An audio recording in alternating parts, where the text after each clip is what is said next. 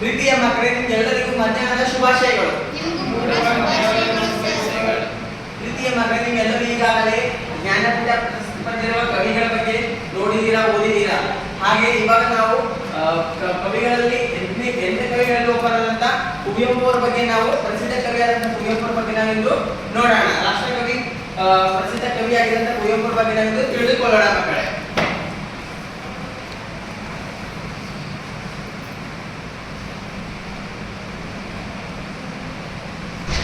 ಕುವೆಂಪು ಅವರು ನೋಡಿದ್ರೆ ಮಕ್ಕಳೇ ಯಾರಿದ್ರು? ಕುವೆಂಪು ಅಂದ್ರೆ ಹೇಗಿರ್ತಾರೆ ಗೊತ್ತಾ ಮಕ್ಕಳೇ? ಕುವೆಂಪು ಅಂದ್ರೆ ಹೇಗಿರ್ತಾರೆ ನೋಡಿ ಮಕ್ಕಳೇ. ಕುವೆಂಪು ಅಂದ್ರೆ ಇವರೇ ಮಕ್ಕಳೇ ಜ್ಞಾನಪೀಠ ಪ್ರಶಸ್ತಿಗಳಲ್ಲಿ 8 ಜ್ಞಾನಪೀಠ ಪ್ರಶಸ್ತಿ ಪಡೆದ ಕವಿಗಳಲ್ಲಿ ಇವರು ಕೂಡ ಒಬ್ಬರಾಗಿದ್ದಾರೆ ಮತ್ತು ಇವರನ್ನು ರಾಷ್ಟ್ರಕವಿ ಎಂದು ಕೂಡ ಪ್ರಸಿದ್ಧಿ ಪಡೆದಿದ್ದಾರೆ ಮತ್ತು ದ ರಾ ಬೇಂದ್ರೆ ಇವರನ್ನು ಯುವಕರ ಕವಿ ಎಂದು ಕೂಡ ಹೇಳಿದ್ದಾರೆ. ಹಾಗಾದ್ರೆ ಮಕ್ಕಳೇ ನಾವಿಂದು ಕುವೆಂಪು ಅವರ ಬಗ್ಗೆ ಅಧ್ಯಯನ ಮಾಡೋಣ. ಕುವೆಂಪು ಅವರು ರಾಷ್ಟ್ರಕವಿ ಎಂದೇ ಪ್ರಸಿದ್ಧವಾಗಿರುವ ಕುವೆಂಪು ಅವರು ಚಿಕ್ಕಮಗಳೂರು ಜಿಲ್ಲೆಯ ಕೊಪ್ಪ ತಾಲೂಕಿನ ಹಿರಿಕೊಡಿಗೆ ಎಂಬ ಗ್ರಾಮದಲ್ಲಿ, ಯಾವುದಲ್ಲಿ? ಚಿಕ್ಕಮಗಳೂರು ಜಿಲ್ಲೆಯ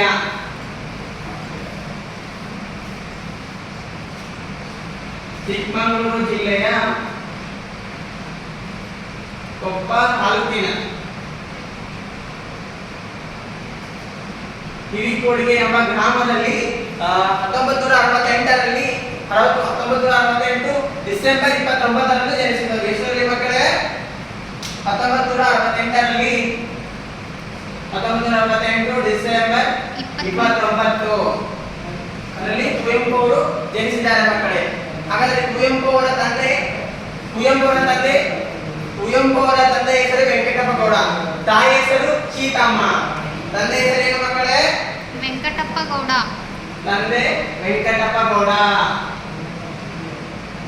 ವೆಂಕಟಪ್ಪ ಗೌಡ, ತಾಯಿ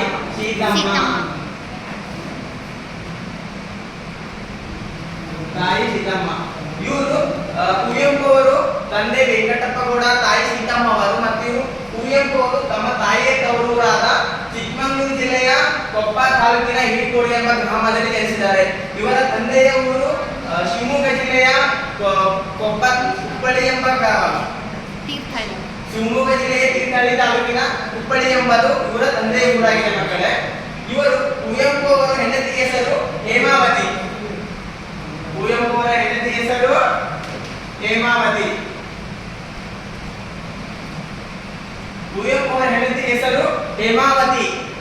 ಅವರು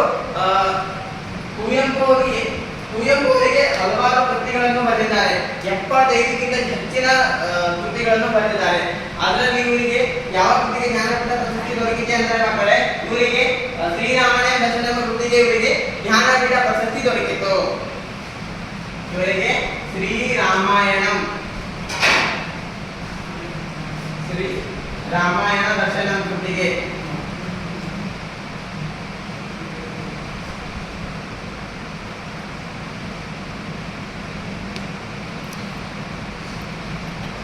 ಶ್ರೀರಾಮಾಯಣ ದರ್ಶನ ಕೃತಿಗೆ ಜ್ಞಾನಪೀಠ ಪ್ರಶಸ್ತಿ ಸಿಕ್ಕಿತು. ಎಷ್ಟರಲ್ಲಿ ಸಿಕ್ಕಿತು ಅಂದ್ರೆ 1968ರಲ್ಲಿ ಇವರಿಗೆ ಜ್ಞಾನಪೀಠ ಪ್ರಶಸ್ತಿ ಸಿಕ್ಕಿತು. 1968ರಲ್ಲಿ ಇವರಿಗೆ ಶ್ರೀರಾಮಾಯಣ ದರ್ಶನ ಕೃತಿಗೆ ಜ್ಞಾನಪೀಠ ಪ್ರಶಸ್ತಿ ಸಿಕ್ಕಿತು. ಇವರು ಕನ್ನಡಕ್ಕೆ ಮೊದಲು ಕೊಟ್ಟ ಜ್ಞಾನಪೀಠ ಪ್ರಶಸ್ತಿ, ಇವರು ಮೊದಲ ಪುರಸ್ಕಾರಗಳನ್ನು ಕೊಟ್ಟ ಮೊದಲ ಕನ್ನಡಕ್ಕೆ ಕೊಟ್ಟವರು ಇವರೇ. ಯಾರಂದ್ರೆ ಕುವೆಂಪು ಅವರು. ಯಾರ ಮಕ್ಕಳೇ? ಕುವೆಂಪು ಅವರು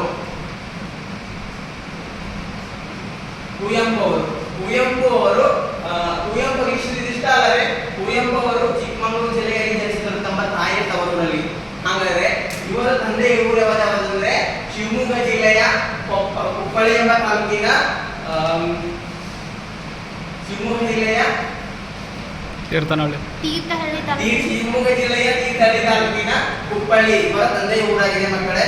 ಇವರು ಇದಲ್ಲದೆ ಇನ್ನಷ್ಟು ಅನೇಕ ಹಲವಾರು ಕೃತಿಗಳನ್ನು, ಕಾದಂಬರಿಗಳನ್ನು, ನಾಟಕಗಳನ್ನು ಕೂಡ ಬರೆದಿದ್ದಾರೆ. ಇವರಿಗೆ ಇದಿಷ್ಟೇ ಅಲ್ಲದೆ ಜ್ಞಾನಪೀಠ ಪ್ರಶಸ್ತಿ ಅಷ್ಟೇ ಅಲ್ಲದೆ ಇವರಿಗೆ ಇನ್ನು ಕೇಂದ್ರ ಸಾಹಿತ್ಯ ಅಕಾಡೆಮಿ ಪ್ರಶಸ್ತಿ, ಪದ್ಮಭೂಷಣ ಪ್ರಶಸ್ತಿ, ಪಂಪ ಪ್ರಶಸ್ತಿ ಮತ್ತು ಇಷ್ಟೇ ಅಲ್ಲದೆ ಇನ್ನೂ ಹಲವಾರು ಕರ್ನಾಟಕ ಸಾಹಿತ್ಯ ಸಮ್ಮೇಳನ ಅಧ್ಯಕ್ಷರಾಗಿ ಭಾಗವಹಿಸಿದ್ದಾರೆ.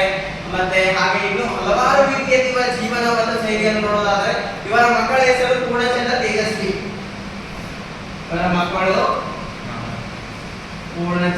ತೇಜಸ್ವಿ. ಪೂರ್ಣಚಂದ್ರ ತೇಜಸ್ವಿ ಬಗ್ಗೆ ಓದಿದ್ರಲ್ವಾ ಮಕ್ಕಳೇ ನೀವೆಲ್ಲರೂ? ಹಾ ಸರ್. ಹಾ, ಪೂರ್ಣಚಂದ್ರ ತೇಜಸ್ವಿ. ಇದಷ್ಟೇ ಅಲ್ಲದೆ ಇವರಿಗೆ ಇನ್ನೂ ಹಲವಾರು ಪ್ರಶಸ್ತಿಗಳು ದೊರಕಿದೆ. ಇದರಲ್ಲಿ ಇವರಿಗೆ ಜ್ಞಾನಪೀಠ ಪ್ರಶಸ್ತಿ ಒಂದು, ಇನ್ನೊಂದು ಕೇಂದ್ರ ಸಾಹಿತ್ಯ ಅಕಾಡೆಮಿ ಪ್ರಶಸ್ತಿ. ಕೇಂದ್ರ ಸಾಹಿತ್ಯ ಅಕಾಡೆಮಿ ಪ್ರಶಸ್ತಿ.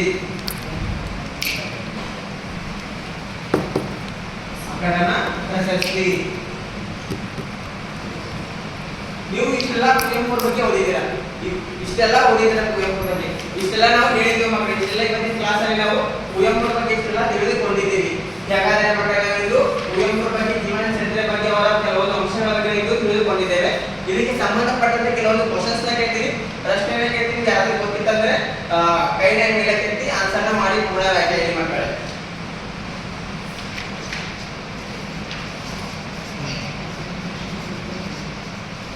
ಹೆಸರೇನು? ನೀವು ಹೇಳಿ, ನಾ ಹೇಳಿ. ಕುವೆಂಪು ಅವರ ತಂದೆ ಹೆಸರು ವೆಂಕಟಪ್ಪ ಗೌಡ. ಕುವೆಂಪುರ ತಾಯಿ ಹೆಸರೇನು? ಕುವೆಂಪುರಿಗೆ ಯಾವ ಕೃತಿಗೆ ಜ್ಞಾನಪೀಠ ಪ್ರಶಸ್ತಿ ಸಿಕ್ಕಿದೆ? ಹೇಳಿ ಹೇಳಿ. ಶ್ರೀ ರಾಮಾಯಣ ದರ್ಶನ ಎಂಬ ಕೃತಿಗೆ ಜ್ಞಾನಪೀಠ ಪ್ರಶಸ್ತಿ ಲಭಿಸಿದೆ. ಹಾಗಾದ್ರೆ ಮಕ್ಕಳೇ ಇದು ಕುವೆಂಪು ಅವರ ಜೀವನ ಕೆಲವೊಂದು ಅಂಶಗಳ ಬಗ್ಗೆ ಮುಂದಿನ ಕ್ಲಾಸ್ ನಲ್ಲಿ ಇವರ ಜೀವನ ಚರಿತ್ರೆ ಬಗ್ಗೆ ಹೆಚ್ಚಿನ